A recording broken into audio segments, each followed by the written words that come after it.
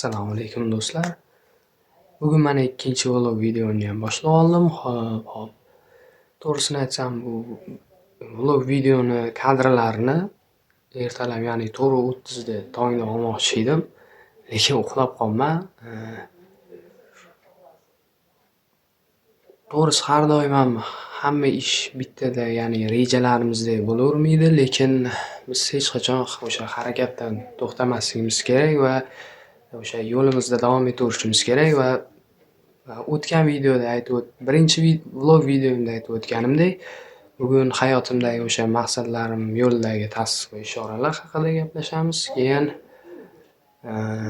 o'sha birinchi vlog tahlili, undan olgan xatolarimdan olgan saboqlarim haqida gaplashamiz. Demak, 3, 2, 1.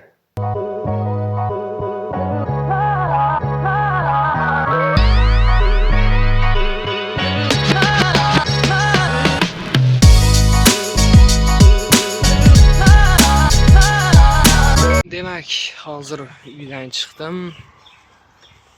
Hozir o'sha qarindoshlarim tilla do'koniga ketyapman, Skupka Zolta do'koniga. Hozir aytmoqchi bo'lgan gaplarim o'sha birinchi vlogimdan olgan o'sha tahlil jarayonlari. Mana birinchi vlogim 90 ta ko'rishli, juda ham yaxshi bo'ldi. Ancha ko'p odam ko'rdi va o'sha men do'stlarimga ham, sinfdoshlarimga ham bu vlogni yubordim. Ularning fikrlari juda ham yaxshi. Ular meni xatolarimni aytishdi. Men o'sha ancha qo'llab-quvvatlashi katta rahmat. Men o'sha vlogimdan, birinchi vlog videomdan qilgan eng katta xatoim o'sha nima demoqchiligimni oldindan strukturalab, nima demoqchiligimni oldindan bo'lib olmaganim bo'ldi. Nimalar haqida gapirishimni va shuning uchun ancha cho'zilib ketdi. Gaplarim ko'p takrorlandi. Va har kuni 1% dan va har bitta videomdan o'sib borsam ham bu juda ham katta yutuq. To'xtash xudo xohlasa bo'lmaydi. Yana bitta mavzu, birinchi vlogim videosini hamma narsasini, rasmini, profil rasmimni YouTube'ga qo'ymoqchi edim, videolarimni, o'sha birinchi vlog videomni, hamma o'sha reklamani ham o'rtoqlarimga yuborishim, hammasini o'sha o'tgan hafta dushanba kuni qilmoqchi bo'ldim. Lekin bu chorshanbagacha cho'zilib ketdi. Lekin ozgina o'sha kun xafa bo'ldim, dushanba kuni rejamdagidek bo'lmagani uchun. Keyin mayli, Alloh bunda ham bir hikmati bor biz uchun. Yana ham yaxshiroq rejasi bor deb qo'yardim. Chorshanba kun profil rasmimni ham zo'r chiqdi. Allohga shukr, hammasi zo'r chiqdi. Keyin yana ham shunga ishonchim komil bo'ldiki, men bu Allohni bizga eng yaxshi mana har doim rejasi bor. Agar birorta rejamizda o'sha reja qilganimizni amalga oshira olmasak ham, Alloh biz uchun har doim eng yaxshi rejasi bo'ladi. Hayot o'sha harakatdan to'xtamasak bo'lgani eng muhimi o'sha ekan. Yana ham biz o'zimiz uchun bo'lmadi degan narsa Alloh biz uchun yana ham yaxshilarini tayyorlab qo'ygan bo'lar ekan. Shunga hech qachon to'xtamaslik kerak. Har doim harakatda bo'linglar.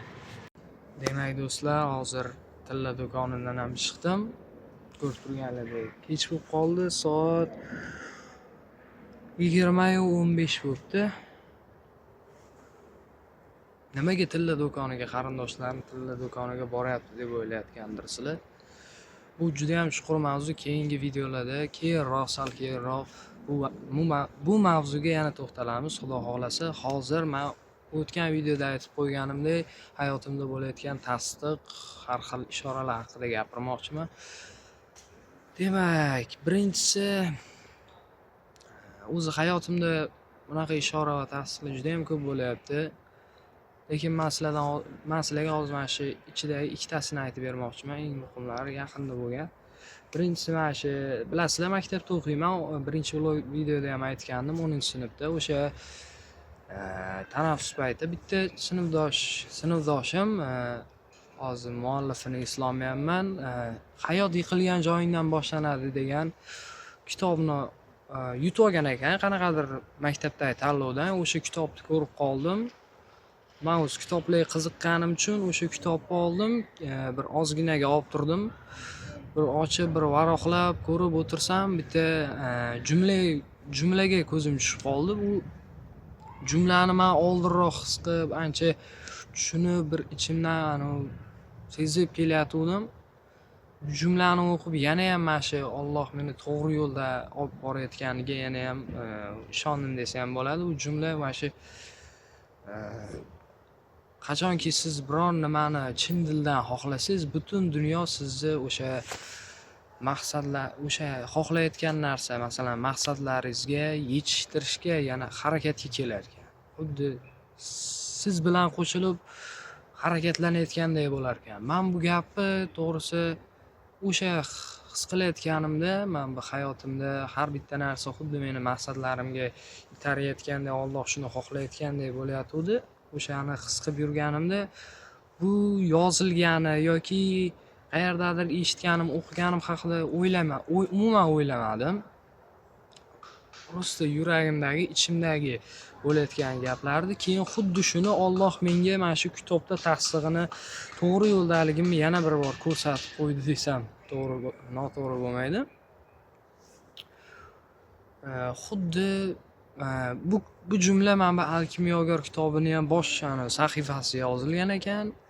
U jumlani o'qib, o'sha o'zimda ham bo'lgan-ku, o'zimda ham bo'lib kelayotgan, keyin kitobda ham xuddi o'sha jumlani o'qib, gapni o'qib, o'zimda ishonch paydo bo'lgandan keyin ichimda yana ham mana bu shijoat deydimi, hammasi yana ham kuchayib ketdi. Alloh meni mana shu to'g'ri yo'lda olib ketayotganiga, maqsadlarim tomon olib borayotganiga yana ham his qildim desa ham bo'ladi. Keyingisi mana bu ikkinchisiga keladigan bo'lsak, men ko'p chalg'ib qolayotgandim maqsadlarimdan. Endi harakat qilayotgandim, baribir qanaqadir motivatsiyam tushib ketgan paytlari ham bo'ladi. O'sha bir kun aniq eslolmayman qaysi kunligini, tushimda o'sha O'zbekistonda eng katta SMM agentствоsi asoschisi Abror Ahmedov tushimga kiribdi. O'zi tushlarga unchalik ham e'tibor bermas kerak, lekin men ishora sifatida qabul qildim. Ishora shu tushimga kirdi, ko'rib qoldim Abror Muxtoraliyni bir Mirzo Ulug'bek metrosiga yaqin joylardanmi ko'rib qoldim. Shunaqa joylarida, aniq Mirzo Ulug'bek emas. Shu ko'rib qoldim, keyin gaplashib qoldik, salomlashdik. Keyin men bu vaziyatga tayyor emasdim. Bunaqa imkoniyatga, bunaqa odamni ko'rib qolganda qanaqa savol berishga tayyor emasdim. Shunga oddiyroq savol berdim.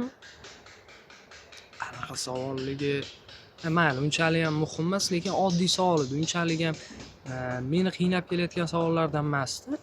O'sha savolni berdim, endi javob beraman deb turganda bitta odam kelib, yaqinim, qanaqadir tanishim chalg'itdi, salomlashib qoldim.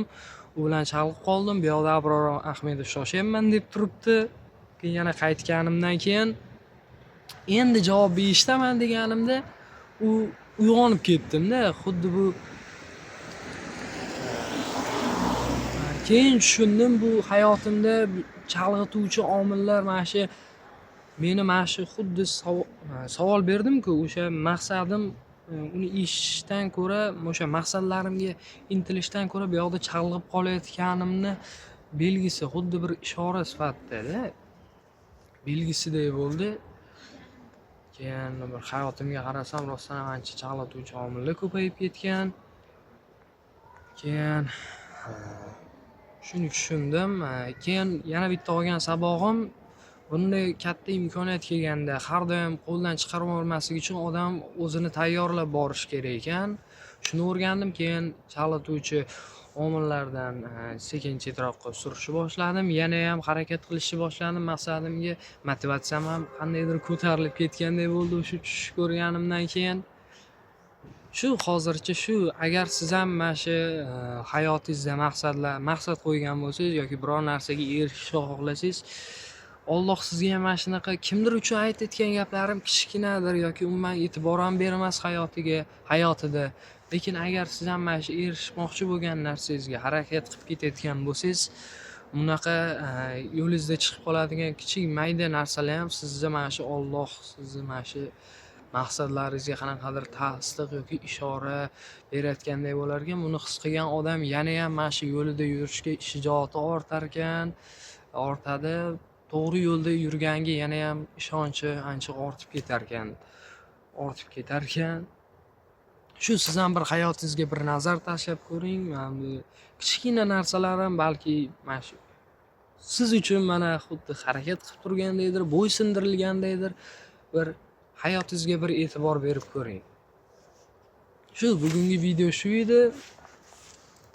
Demak, hammaga mana shu yoqqacha kuzatib kelgan bo'lsa, sizga katta rahmat.